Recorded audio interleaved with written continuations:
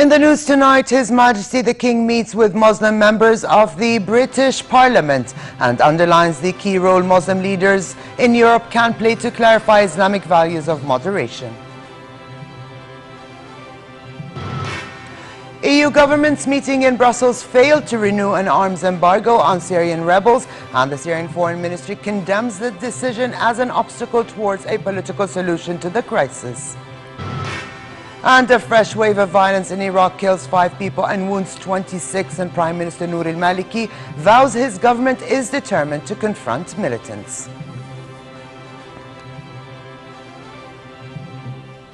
Good evening and welcome to a new edition of the news. Here are the details. His Majesty the King underlined the key role that Muslim leaders in European societies can play to clarify Islamic values of moderation, as emphasized by the Amman message that calls for maximizing tolerance and coexistence among faiths. King Abdullah was speaking at a meeting here in Amman with a group of Muslim members of the British Parliament, including a baroness, 4 members of the House of Lords and a member of the House of Commons. His Majesty pledged the Kingdom's continued action to promote East-West dialogue and build bridges with other cultures, peoples and faiths. On Mideast peace, the King cautioned against missing a historic opportunity at hand to find a comprehensive solution to the Palestinian-Israeli conflict, reiterating that the two-state solution is the only way forward. The meeting also tackled the Syrian crisis and the increasing burdens on Jordan as Syrian refugees continue to pour into the kingdom. The delegation commended the King's efforts in defending Islamic causes, praised his role in promoting regional peace, and voiced appreciation of Jordanians' efforts towards Syrian refugees. Prime Minister Abdullah Mansour also met with the British delegation and discussed Jordanian-UK ties and regional developments. Mansour briefed the delegation on Jordan's reform process and spoke of the growing burden on Jordan's resources of hosting 500,000 Syrians. He praised British aid to Jordan in support of humanitarian assistance offered to Syrian refugee camps. On the Palestinian issue, members of the delegation stressed the need for a just solution to the Palestinian-Israeli conflict, pointing to the key U.S. role in advancing the peace process. Separately, and during a visit to the Royal Scientific Society, the Prime Minister pledged his government's support to this leading Jordanian institution in order to continue its consultative service to Jordan's science and technology sector. In a meeting with RSS President Her Royal Highness Princess Sumaya bint al-Hassan and department officials, Mansour commended the Society's research efforts that serve to enhance Jordan's ability to confront social and economic developmental challenges.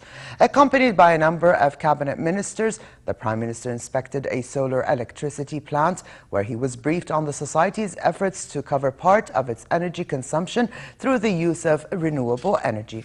Mansour also visited the Jordan National Meteorology Institute, which has a signed agreement with the Ministry of Health, under which it provides maintenance services to the public health sector, saving the government budget about 6 million JDs annually.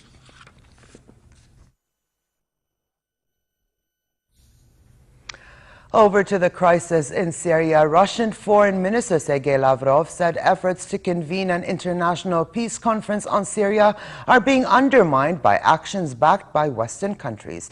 Lavrov spoke in reference to a UN General Assembly which passed what he described as a unilateral resolution this month that praised the Syrian opposition and condemned Syrian government forces. He said actions not without the participation and support of Western partners, including the United States and France, are serving to undermine the idea of calling a conference. He said if the partners want the conference, they should stop such actions.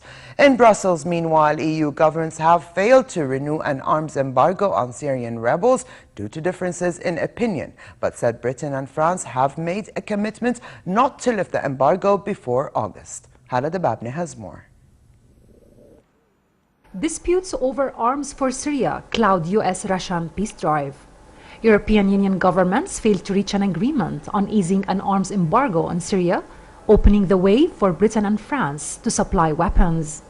Britain and France said they did not have to wait until August the 1st to arm rebels fighting Syrian President Bashar al-Assad, contradicting European Union officials, but both countries stressed they had no plans to do so yet.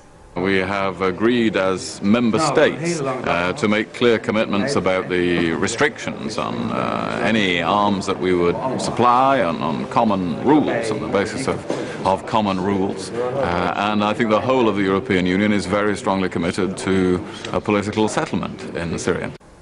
EU Foreign Policy Chief Catherine Ashton also stressed the fact that there would be no immediate moves by member states to send arms to Syrian rebels. Member States will not proceed at this stage with the delivery of the equipment mentioned above.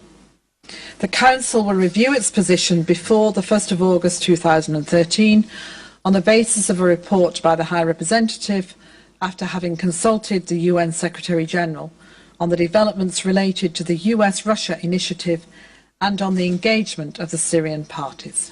Iran said the European Union's decision not to renew an arms embargo on Syria is a hasty and dangerous move. Moscow also accused the European Union of throwing fuel on the fire and directly damaging the chances of convening a peace conference by letting its own arms embargo on Syria expire. This is a regrettable step that makes a double standard in the policy of our European partners visible to the naked eye.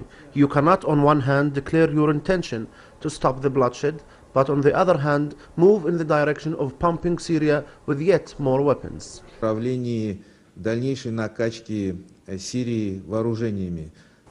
Russia said it would deliver an advanced S-300 air defense system to Damascus despite US, French and Israeli objections. Western nations criticized such arms deliveries in much the same terms as Moscow assails weapons supplies to rebels. Despite their differences, the United States and Russia are trying to convene an international conference next month to end the conflict and avoid threats to ignite wider Middle Eastern confrontations.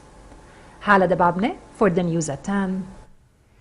In Damascus, meanwhile, the Syrian Foreign Ministry condemned an EU decision to lift an arms embargo to assist the opposition, saying the decision will obstruct efforts to end the fighting in Syria.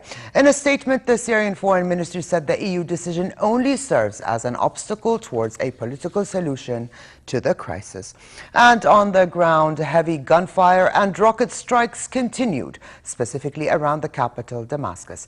A video said to be shot in the Damascus suburb of Harasta shows rebels firing weapons through building walls, and another video shows what is purported to be the aftermath of shelling in another area of Damascus, where residents could be seen walking through the debris and rubble while fires burned the street. A Syrian army rocket could also be seen landing in Rastan, Homs.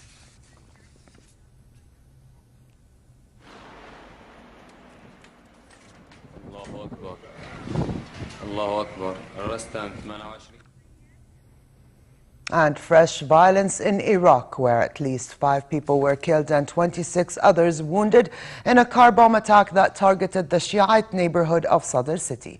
Police said the blast took place next to a bus carrying passengers.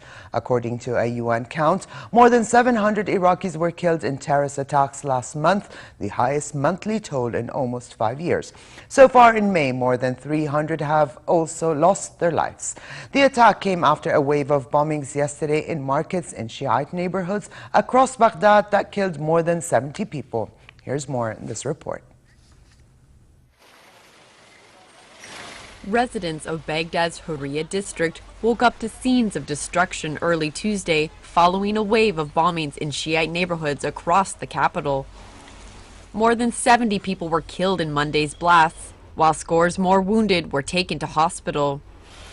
The increase in violence of late has many worried sectarian attacks will only worsen. No group has claimed responsibility for the bombings. However, Sunni militants and al-Qaeda forces are known to target Iraq's Shiite population. More than a dozen blasts tore into busy markets and shopping areas in the Iraqi capital, including twin bombs that killed 13 in Sadr city. Tensions between Shiite leaders and the Sunni Arab minority are at their worst since U.S. troops pulled out in December 2011. And following the recent spate of car bombings in Iraq, Prime Minister Noor al-Maliki vowed to confront militants. In a show of cabinet unity, al-Maliki appeared with 4 leading ministers, including the country's 2 most senior Sunni Arab politicians, to speak of his government's insistence on facing down the militants. He vowed to pursue the perpetrators, aiming to ignite a civil war. مجلس الوزراء اليوم The cabinet discussed seriously today all the challenges facing the security situation and the steps that the Council of Ministers should adopt to confront the current crisis. The cabinet has unanimously agreed to stand as one to confront the crisis and to send a message of reassurance that all are in agreement on shouldering their responsibility in confronting the outlaws, regardless of their affiliation, sect or political party they belong to. And when we come back, 96 vintage and classic cars set off from the Great Wall of China on a 33-day journey to Paris for the Vintage Car Challenge.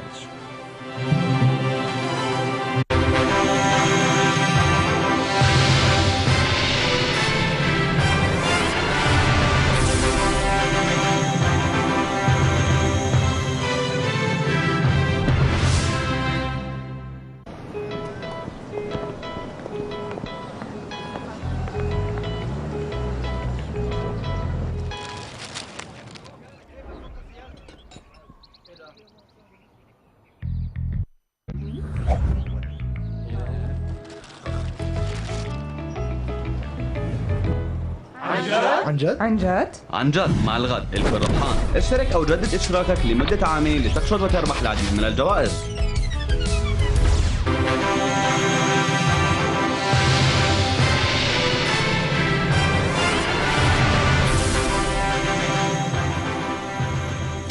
A new victim to the coronavirus, this time in France. A 65-year-old French man is reported to have died from the SARS-like virus. The French Health Ministry confirmed the death as resulting from the virus and said the man had traveled to the Middle East. Out of 44 confirmed cases worldwide, 23 people have now died. The World Health Organization says the virus, which causes coughing, fever and pneumonia, can likely be passed between humans, but only after prolonged close contact. And to the world of cyber attacks, Australia's ABC television said hackers using a computer server traced to China have stolen floor plans of a new headquarters for the Australia Security Intelligence Organization. The TV station said Chinese hackers also stole confidential information from the Department of Foreign Affairs and Trade, which houses the Australian Secret Intelligence Service. But China has questioned the reliability of the report, saying the accusations are groundless. Here's a story. Australia's domestic intelligence headquarters. Despite sophisticated cyber defenses, the layout and location of computer networks inside Canberra's spy agency are now reportedly in the hands of hackers. The cyber attack on one of the construction contractors of the Australia Security Intelligence Organization building came from a server traced to China, Australian media reported Monday.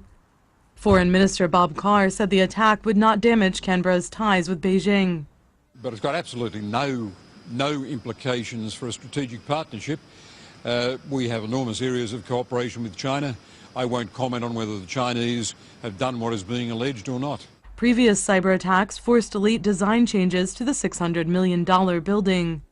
China's foreign ministry rejected the allegations, saying groundless accusations would not solve cybersecurity issues. Hackers were also reported to have stolen confidential information from the Department of Foreign Affairs and Trade, home to the country's foreign intelligence agency. From Beijing to Paris, 96 vintage and classic cars set off from the Great Wall of China to Paris for the Vintage Car Challenge. The vintage cars will drive through 2 continents in a 33-day journey spanning over 12,000 kilometers. Drivers are expected to face difficulties. After all, it is a challenge, including rough roads, problems with their cars and long hours of driving. The first challenge was held in 1907 and the route is said to be the longest and toughest race for classic and vintage cars.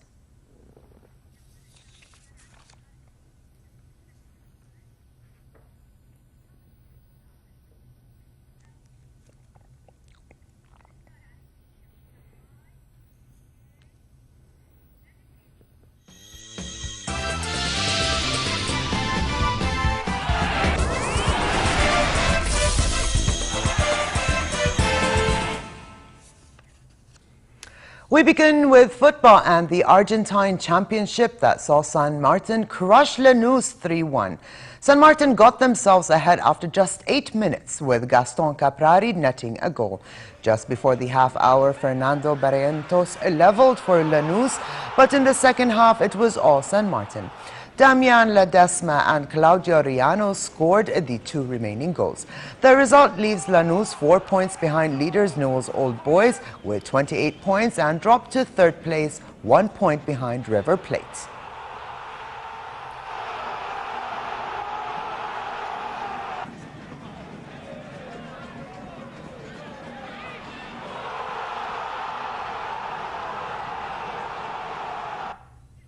Russian extreme sports star Valery Rozov set a new world record for a base jump by jumping off the north face of Mount Everest, 7,220 meters above sea level. It took him and his team 4 days to climb from the base camp to the jumping location. Rozov spent more than 2 years preparing for the Everest jump, including a considerable amount of time to develop a special new wingsuit. Despite adverse weather conditions with temperatures 18 degrees below zero, he made it.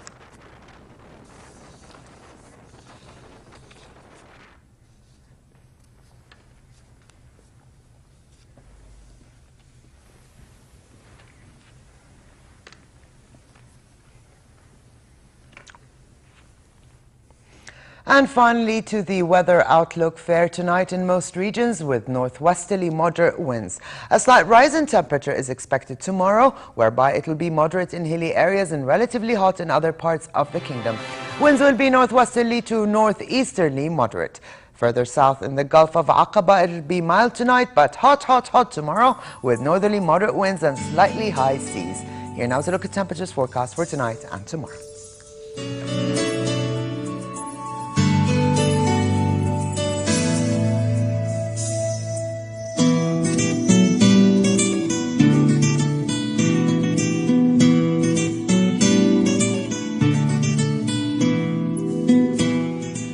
And to close, here's a reminder of the day's top stories. His Majesty the King meets with Muslim members of the British Parliament and underlines the key role Muslim leaders in Europe can play to clarify Islamic values of moderation. EU governments meeting in Brussels failed to renew an arms embargo on Syrian rebels, and the Syrian Foreign Ministry condemns the decision as an obstacle towards a political solution to the crisis. And a fresh wave of violence in Iraq kills 5 people and wounds 26, and Prime Minister Nouri al-Maliki vows his government is determined to confront militants. And with this, we come to the end of this edition of the news. I'm Ali Tuqan. Thank you for joining us and have a good night.